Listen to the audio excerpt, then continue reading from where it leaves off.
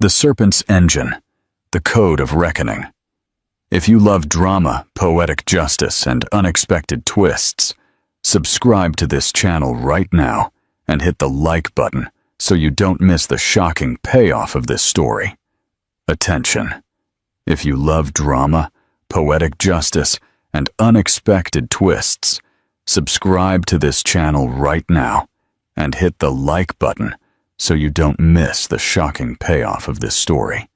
The Trade of Shadows, London, November 2nd, 2025. The inner workings of Sterling Solutions were a labyrinth of glass and steel, a monument to Marcus Vance's ego. But tonight, as champagne bubbled at the annual Tech Innovation Gala, his empire was about to crumble. Not from a technical failure, but from the silence of a woman he had underestimated. A woman who, like a time bomb, was ready to detonate. Marcus, at 42, the capital's visionary, didn't know it. He thought he was flying high. In reality, he was plummeting into the abyss. Marcus Vance smiled as the pen touched the paper. With one clean signature, his divorce was final. He felt a literal weight lift off his shoulders. He looked across the polished mahogany table at Eleanor, his wife of 10 years, now his ex-wife. She was a ghost, a gray mouse staring at her hands. He had won. He kept the company, the multi-million-dollar mansion, the future. She kept her, well, whatever it was she did. As he pushed back his chair, triumphant, he saw a black sedan pull up outside. Then, his smile froze as Eleanor stood up and the car door opened. A man stepped out. Not just any man.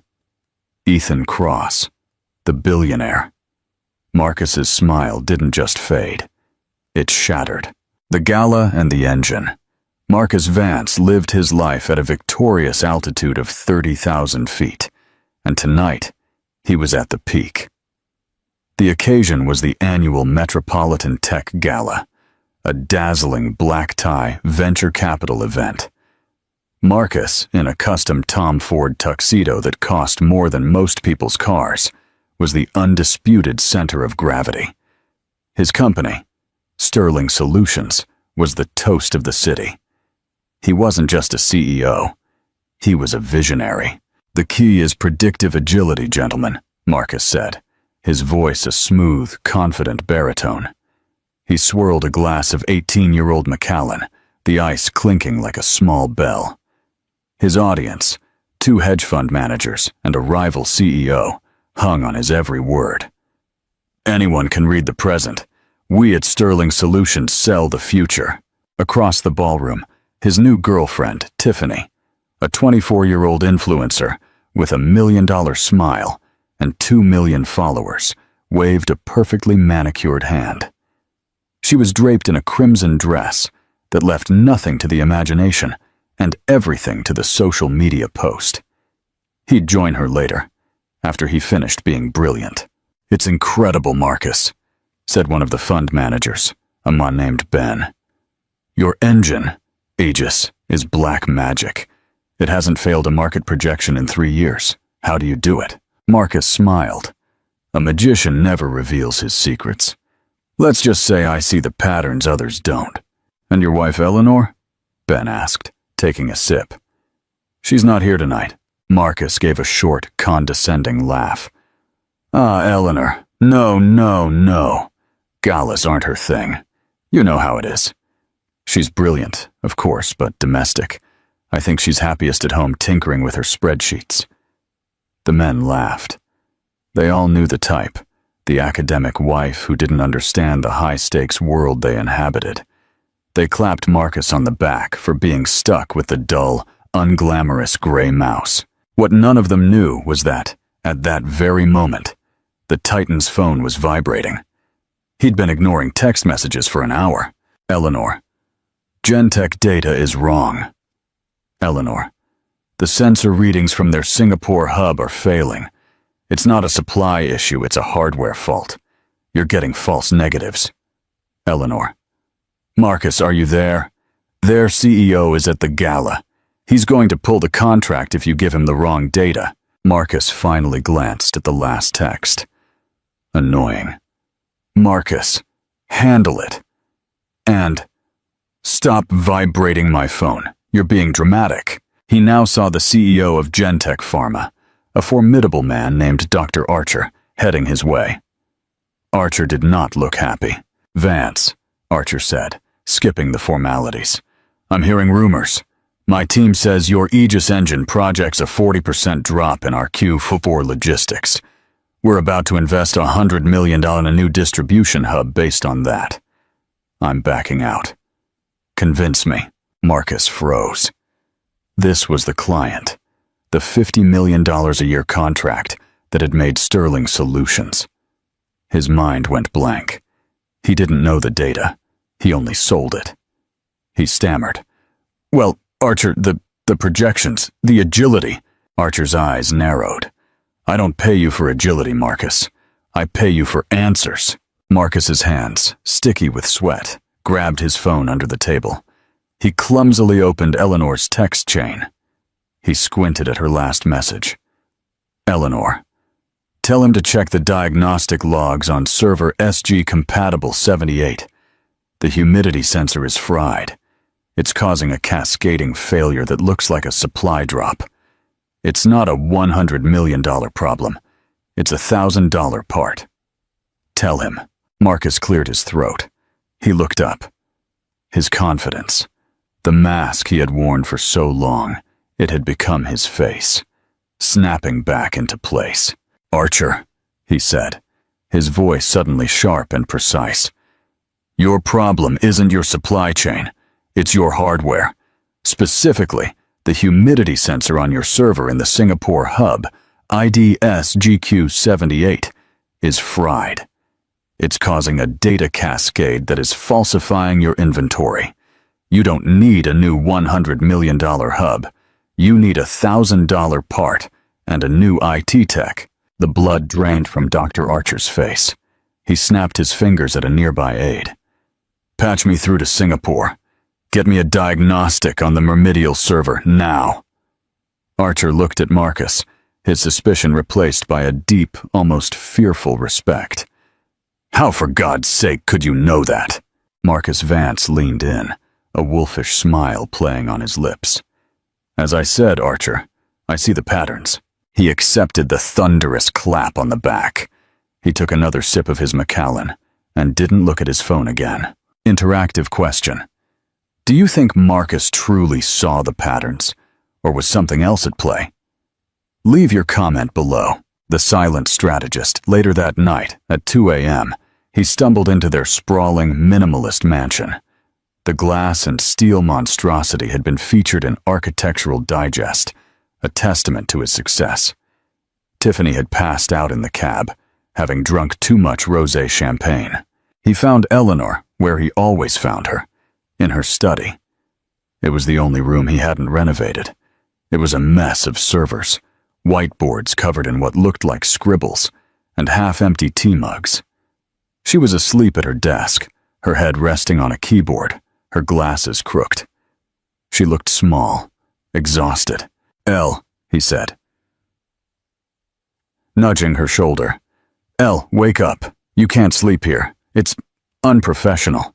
She started, pushing her hair back. Marcus, you're home. You talked to Dr. Archer. Was it okay? Okay, Marcus laughed, unbuttoning his tuxedo. It was perfect. You should have seen his face, Elle. You were right. The sensor thing. Brilliant. He thought I was a god. He tossed his jacket over a stack of her research papers. Oh, good, she said, her voice low with relief. I was so worried. Yes, well, you worry too much, he said, patting her on the head. It was the gesture one gives a loyal dog. You'll never believe the night I had. Ben's in. He's increasing his stake. Come on. I'm going to be bigger than ever. He looked around the room, a wave of disgust washing over him. We really need to clean this place up, Elle. It's a fire hazard. And Tiffany is coming for brunch tomorrow. I don't want her to see all this. Your little hobby is getting out of hand." Eleanor looked at him. Her eyes, which he had always considered dull, mouse brown, were still. There was no anger. There was no exhaustion. Only a deep, unsettling clarity. "A hobby?" she repeated. It wasn't a question. "You know what I mean," he said, waving his hand dismissively. The code thing. It's great. It helps me. But it's messy. Anyway, I'm going to bed. Lock up." He walked out, whistling. He didn't see her move her hand to her desk drawer. He didn't see her pull out a small, encrypted hard drive. And he didn't see her turn back to the screen, where a single, secure chat window was open. The contact name was simple. EC. Her message was 2 words. "He's home." The reply was instantaneous. "The legal team is on standby. The jet is fueled." "Are you sure, Eleanor?" She looked at the $5,000 tuxedo jacket crumpled on top of her invaluable doctoral thesis. She thought of him calling it a hobby. She thought of the other woman asleep in a cab outside their home. She typed, "I'm sure. He's cutting out the cancer. I'm just making sure he doesn't take the healthy tissue with him." The Romero Protocol. Eleanor Vance had not been a gray mouse her whole life. She had been a supernova. At 22, she was the undisputed, undefeated champion of the MIT Code Jam, a legendary 72-hour coding and endurance competition. In her senior year, she was the last one standing, her screen a blur of elegant, impossibly fast code. Her final opponent, a 30-year-old tech titan who had entered on a whim, finally gave up on hour 68. That man was Ethan Cross. He had found her afterward, drinking a Red Bull and reviewing her work. "I've never seen code like that," he had said, his voice hoarse with exhaustion and awe. It's not just efficient, it's predictive." "How?" She had looked up, her eyes bright with caffeine and genius. "You all use brute force.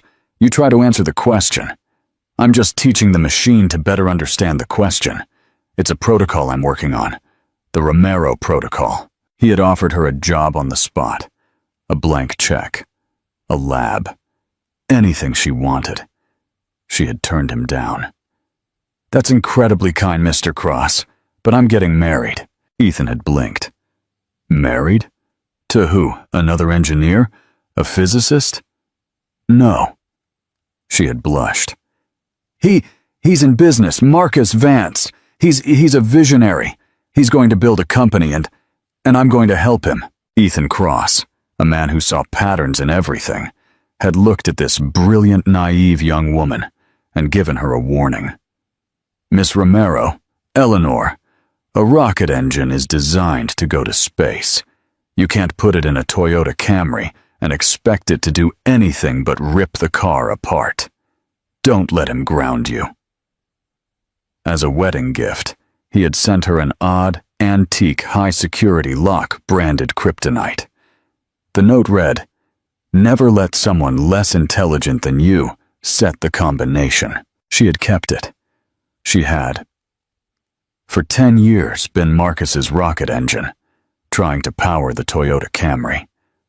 And just as Ethan had predicted, it had torn her apart. Marcus hadn't stolen her work. Not at first. He had borrowed it. "Elle, I just need a little of the Aegis magic for this pitch. Elle, can you run the numbers for this? Just your hobby code." Her hobby was, in fact, Romero Protocol 6.3.0, an adaptive, self-learning AI that could model markets, predict hardware failures, and analyze data with terrifying accuracy. The Aegis engine he sold to clients? It was a clunky, old-fashioned interface. He had paid a team of developers to build a dashboard that he could understand, overlaid on her work. He was the slick salesman. She was the entire factory. He had convinced her it was teamwork. He had convinced her she needed him. "You'd hate it, Elle. It's all PR. It's a performance. You are the art. I am the stage." He had isolated her. He took her off the payroll 3 years ago. "It's for tax purposes, honey," he had purred. "We're a family asset. It's simpler. You're an unpaid spousal partner. It protects you." She had believed him until 3 months ago. She was updating their shared family calendar on the kitchen iPad, and she saw the bookings. Maldives. 2 weeks. Overwater presidential bungalow. For Tiffany Saez. Her blood ran cold. It wasn't the affair that shocked her. It was the banality, the cliché. Then, she investigated. Eleanor, the architect of the most sophisticated predictive engine on Earth, turned her gaze inward. She used her own protocol to scan her life. She found the text messages, the ones he thought he'd deleted. "Tiffany. She's so boring. What do you even talk about?" "Marcus. We don't talk. She's my unambitious anchor. But I need her to keep the engine running. 1 more year. Then I'll cut the cord. I'll buy her an apartment, and we'll be free." An unambitious anchor. She had sat there in the dark, the white light of the iPad illuminating a decade of lies. The stage wasn't there to showcase the art. It was there to hide it. He wasn't protecting her. He was imprisoning her. He was a parasite. And he was about to cut the cord. She hadn't cried. She had acted. Her first call was to Ethan Cross. It was 4 a.m. He had picked up on the first ring. "Ethan?" she had said, her voice a whisper. "The Toyota is on fire, and the driver is trying to take me with it. Is that job offer still on the table?" There was a pause. "For you, Eleanor, always.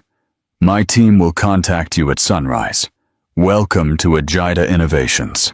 Her second call was to a lawyer Ethan's team recommended. "A shark named Ms. Vance has filed for divorce," Eleanor told her 2 weeks later. "He's offering me an insulting lump sum, my car, and my hobby materials." Ms. Vance had smiled.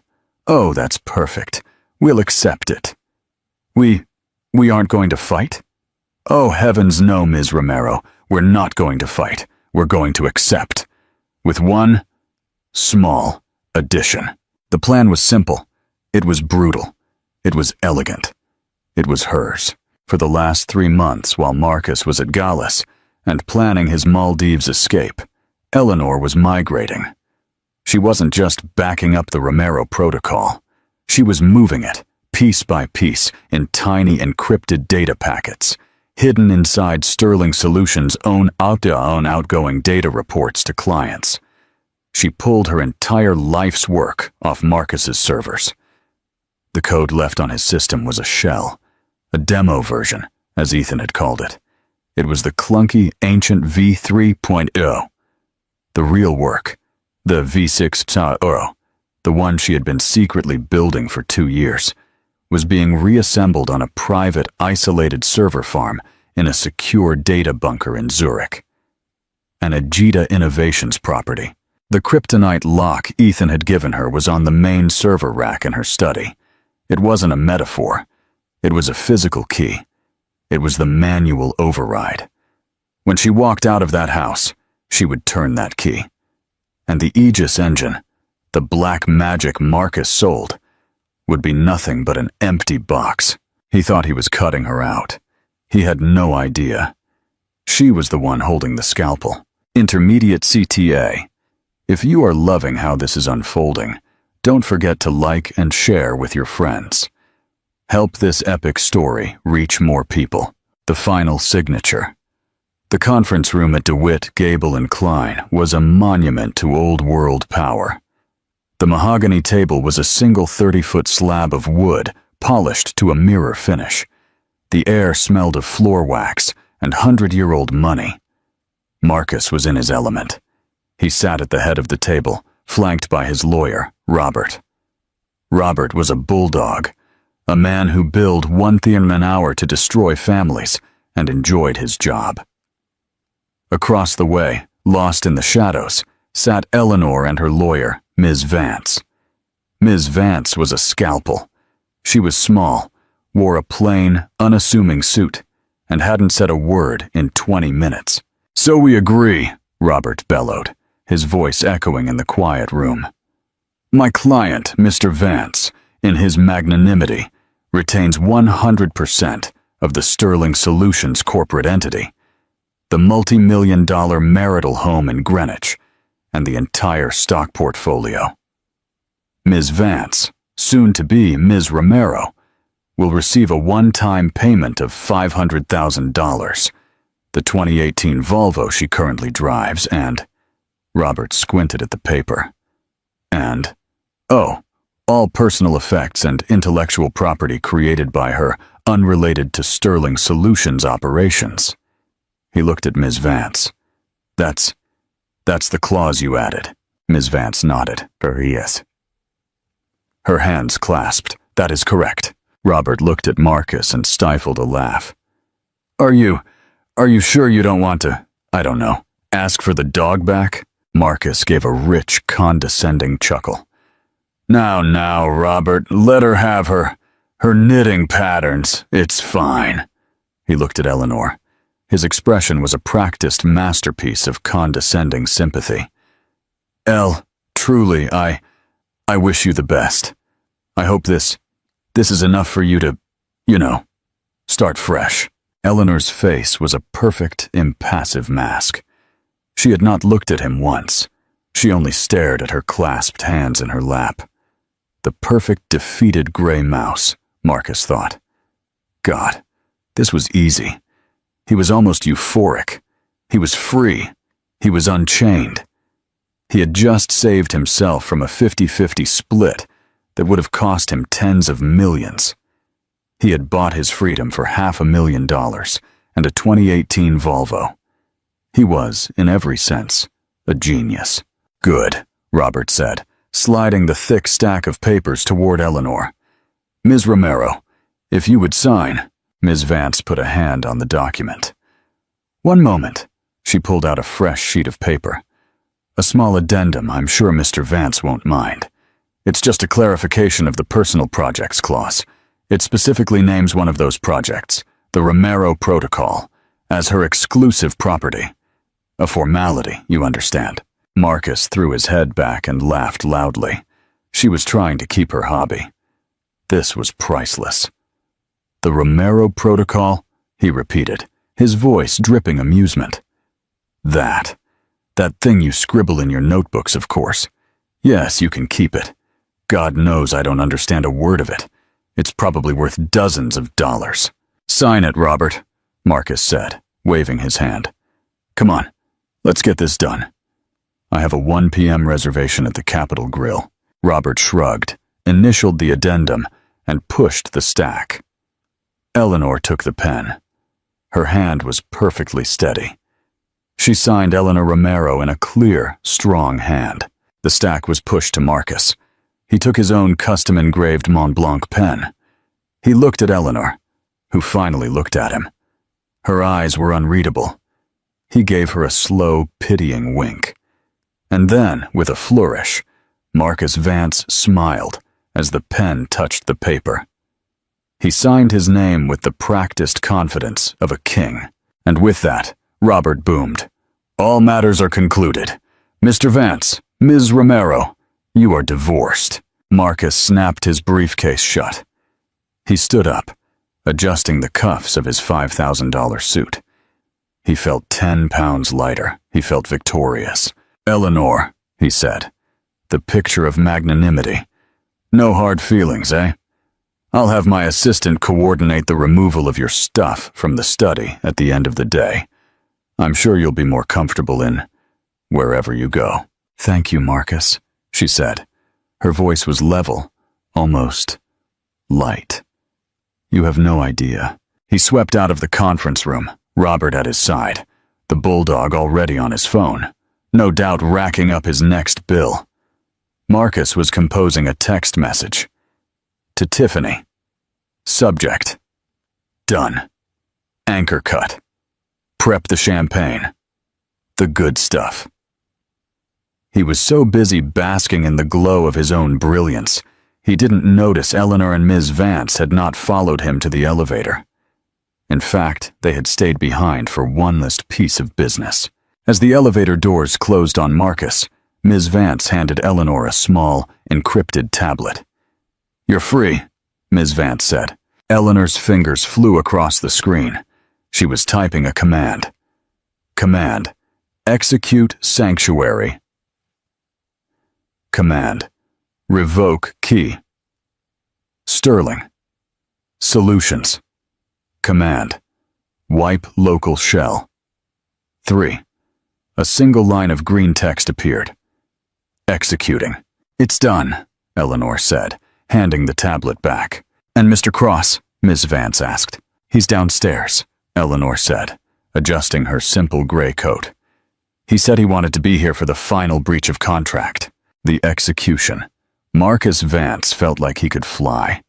He shot out of the elevator into the bright marble lobby of DeWitt, Gable & Klein, his lawyer Robert at his side. "That," Robert said, giving a low whistle, "was the cleanest extraction I've ever seen, Marcus. A masterpiece. You're a legend." "It's all about predictive agility, Robert," Marcus said, tapping the side of his nose. He had never felt so powerful. He was a conqueror. "You see the patterns? I'll tell you the pattern I saw," Robert laughed. "I saw a woman who didn't know what she had, and a man who knew exactly what she was worth. She didn't even fight for the company. She let you keep everything." "Why would she fight?"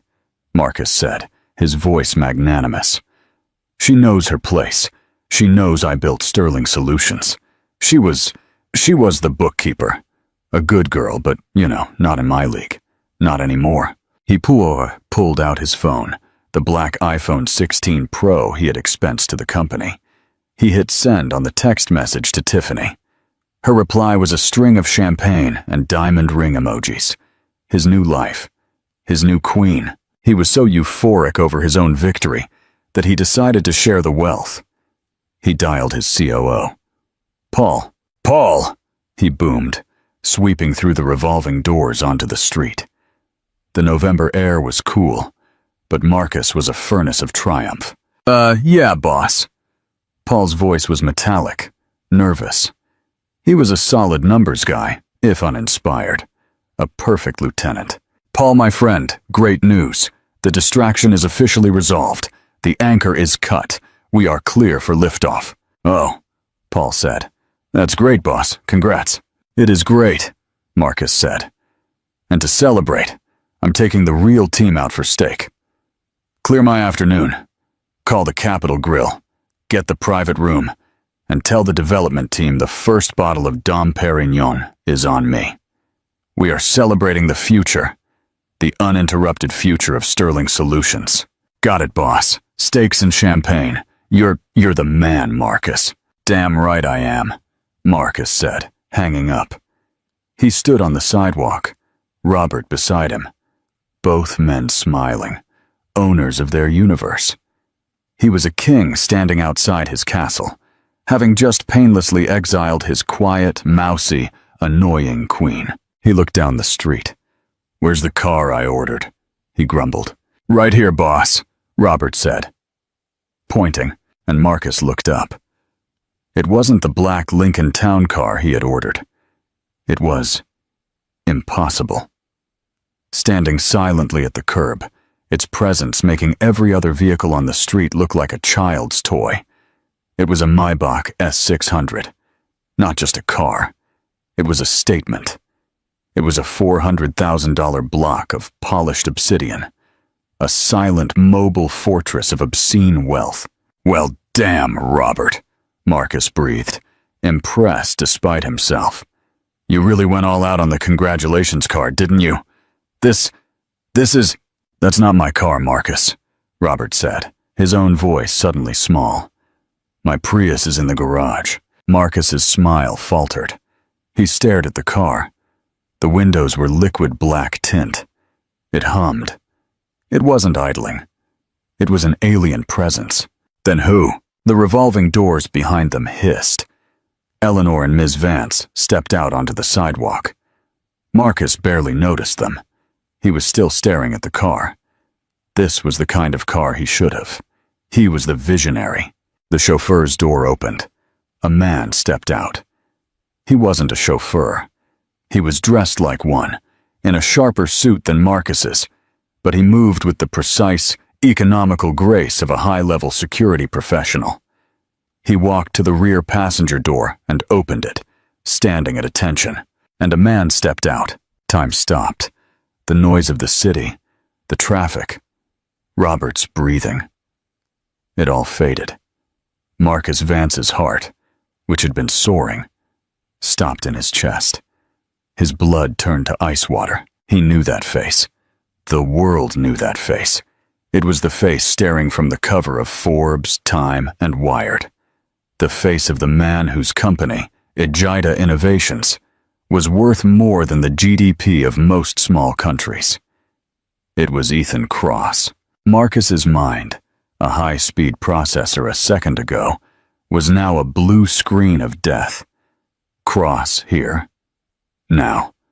A wild, narcissistic, insane hope flickered. He's here for me. He heard about the divorce. He's making a play.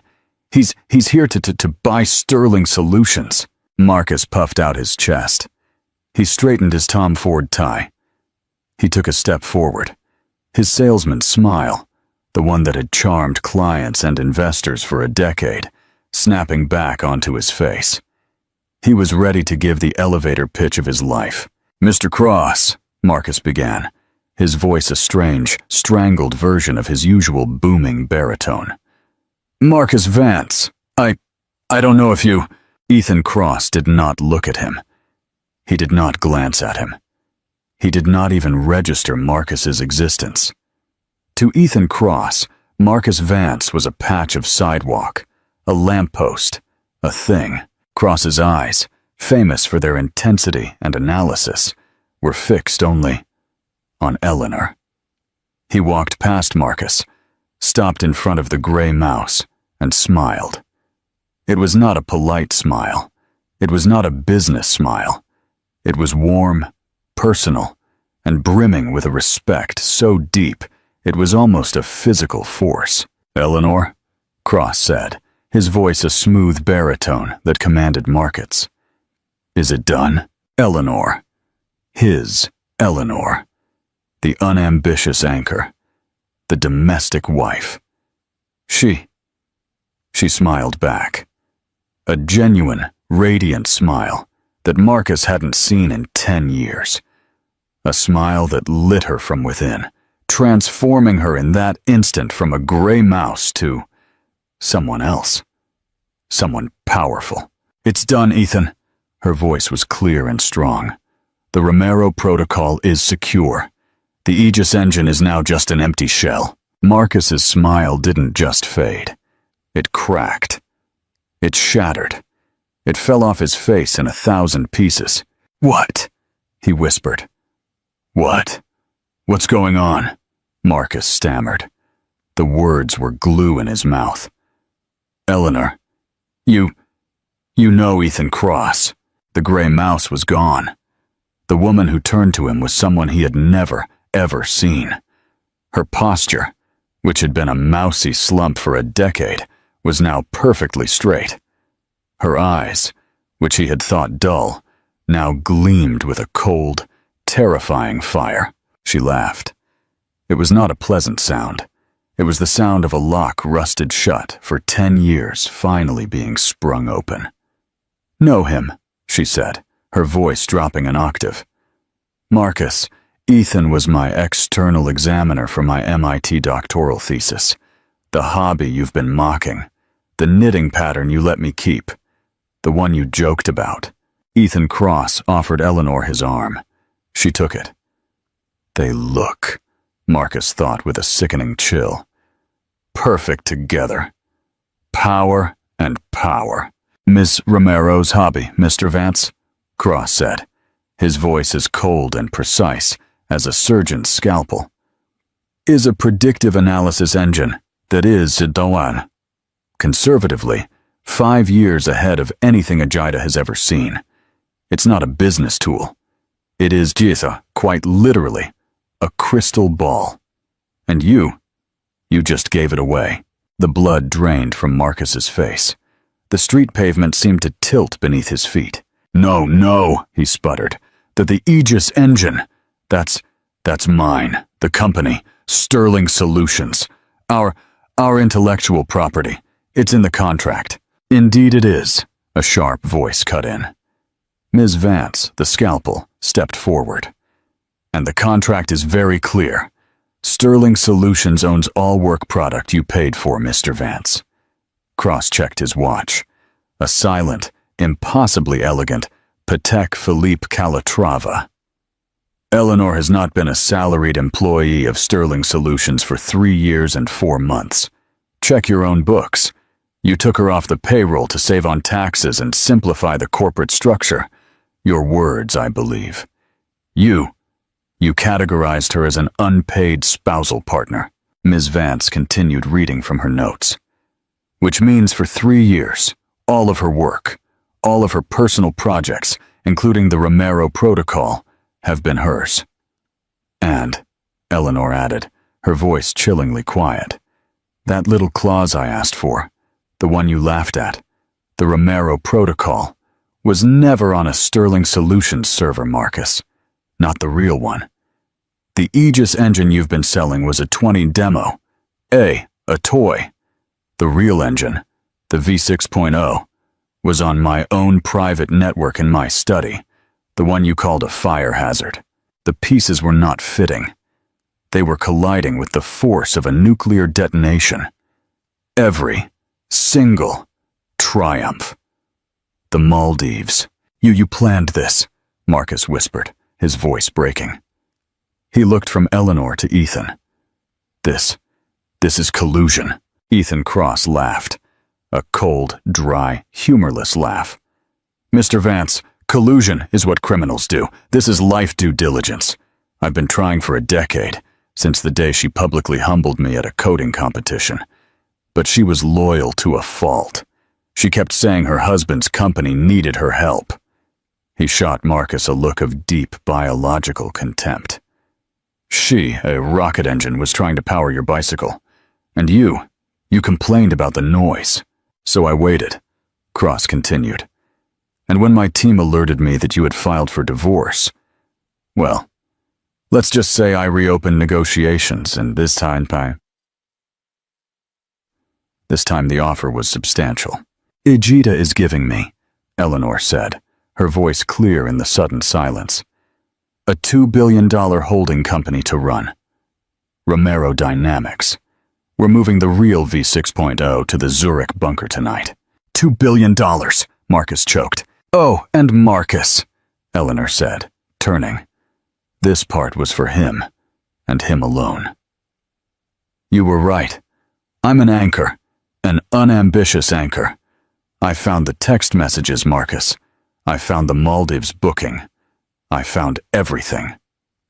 She let that hang in the air. "You were going to cut the cord," her voice a poisonous dart.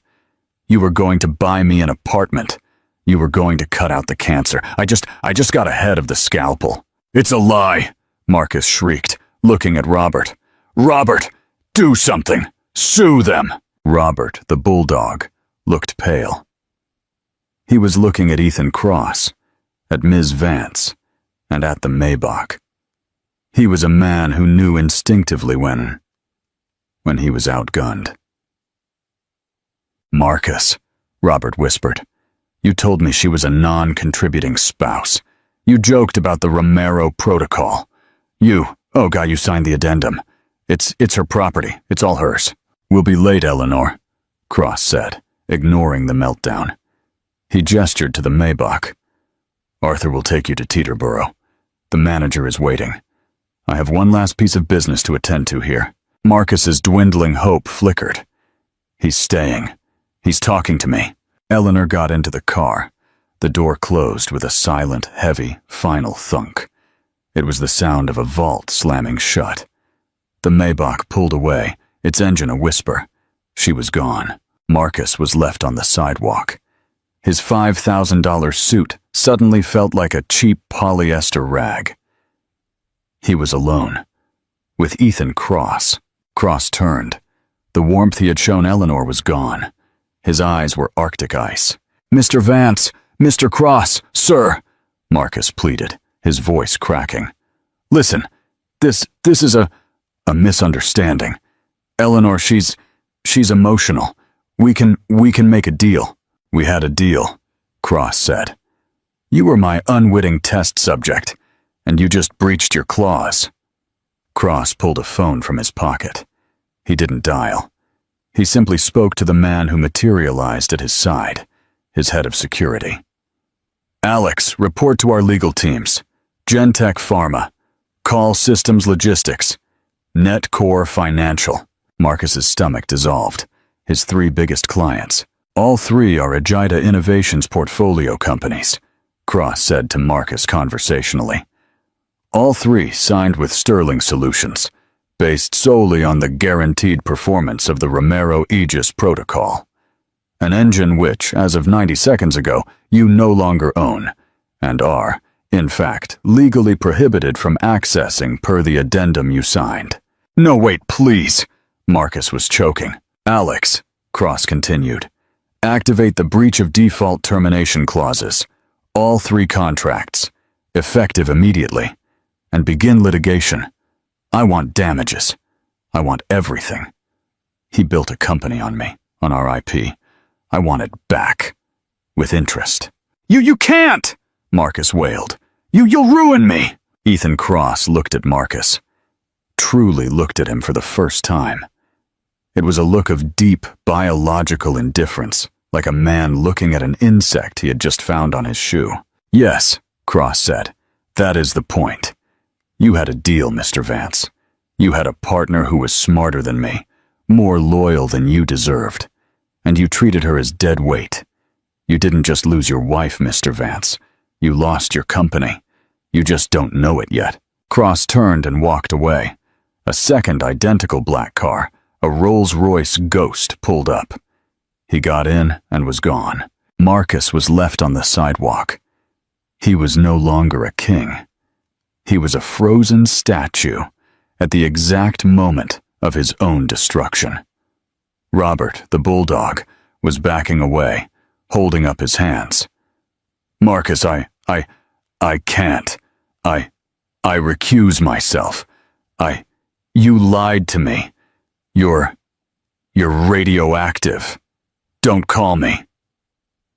Robert turned, and for the first time in his professional life, ran. Marcus was alone.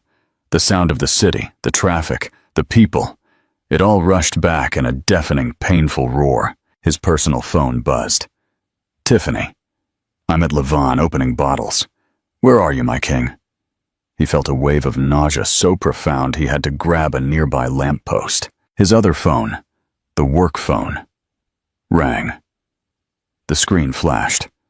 "Paul, what is it?" His hand was shaking so badly he could barely accept the call. "Paul," he started, his voice a hollow croak. The stakes, we're postponing." "Shut up!" Paul shrieked. The sound was so high-pitched, so full of pure animal panic, that Marcus held the phone away from his ear. "Just shut up! Marcus, what did you do? What do you mean the Aegis engine is gone?" "What do you mean gone?" Marcus whispered, a new cold terror sliding down his spine. "Down? Crashed?" "No!" Paul screamed. "Not crashed! Crashed I can fix. This is a vacuum. It's revoked. Our core system." "It's not gone, Marcus. It's empty. The partitions are blank. All our proprietary code, the magic, it's just a blank directory. A login screen that we don't have the keys for. It's nullified." The backups," Marcus stammered. Call the backups. Restore from yesterday." "I am," Paul sobbed, a grown man sobbing. That's what I'm telling you. The backups are gone. The cloud instances are blank. The external cold storage.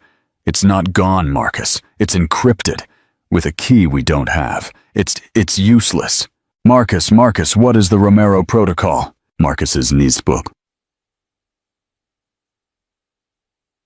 "Marcus, what is it?" Paul yelled. It's an illegal email that just hit my inbox. A cease and desist from Agita Innovations. It says, unauthorized use of Romero Protocol API. IPA. Marcus, that's our engine. That's the source code name. I never... Did you, Marcus? Marcus couldn't speak. He was just breathing. Short, shallow, panicked gasps. "Oh, God," Paul whispered. "Oh, God, it was her. It was all Eleanor. We all knew she was smart, Marcus, but we thought..." You idiot! You fool! You didn't divorce your wife, Marcus. You divorced the company." An email chimed on his phone. The subject line was cold, hard. From legal@gentech.com.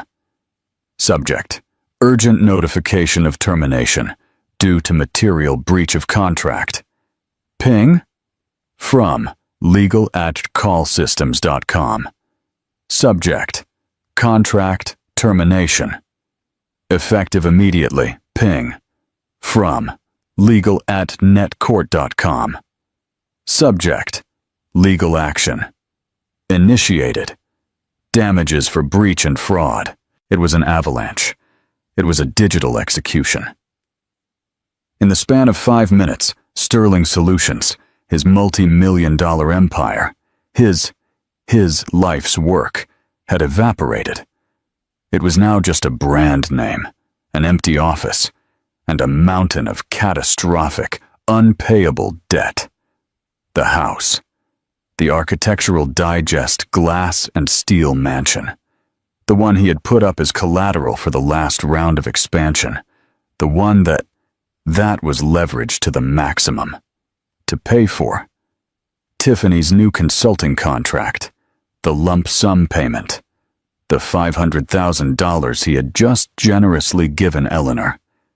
It was the only liquid cash he had. And she had let him give it to her.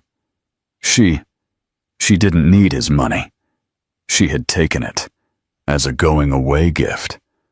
She had let him pay for his own execution. The sound that came out of Marcus's throat was not human. It was a raw, ugly, wounded animal sound. It was the sound of a man who had been skinned alive in 5 minutes on a public street. He, Marcus Vance, the Titan, the visionary, the face, slid down the lamppost. The $15,000 divorce papers, scattering from his numb fingers onto the wet, dirty pavement. He had smiled, signing the papers. He was now sitting on a dirty city street. And he wept. He wept for his company. He wept for his money. And he wept most bitterly of all for the watch he could never buy. And the woman who would never look at him again. The final damning news alert lit up his phone. Forbes. News alert. Ethan Cross and mysterious prodigy, Eleanor Romero. Launch $2 billion Romero. Dynamics to revolutionize AI. He looked at the picture of the Alps, the watch, the ring. He looked at his own dark, empty office. He looked at the Cartier bracelet, useless on his desk. He had smiled, signing those papers. He had thought he was closing a deal. He had been. He had simply been on the wrong side of it. And as the full, complete, and utter totality of his ruin, financial, professional, personal, finally settled upon him, Marcus Vance, the visionary, the king, the fraud, laid his head on his desk next to a bracelet from a woman who had dumped him. And for the first time, he cried. He cried for his company. He cried for his money. And he cried most bitterly of all for the watch he could never buy. And the woman who would never look at him again. Conclusion and final call to action. And that, as they say, is the end of Marcus's story, but the beginning of Eleanor's. We watch these stories and wait for the turn. That moment of karmic justice. Marcus thought he was the main character, but he was only the before picture in Eleanor's before and after. It's a powerful reminder. Never, ever underestimate the quiet ones. They aren't just listening. They are taking notes. What did you think of Marcus's downfall? Was it justified, or was Eleanor as cold as he was? Let us know in the comments below. If you loved this story and want to hear more tales of drama, justice, and shocking twists, do me a favor.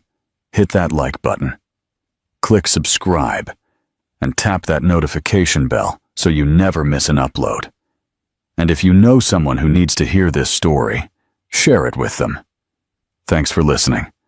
I'll see you in the next one. Comment your opinion and join the conversation.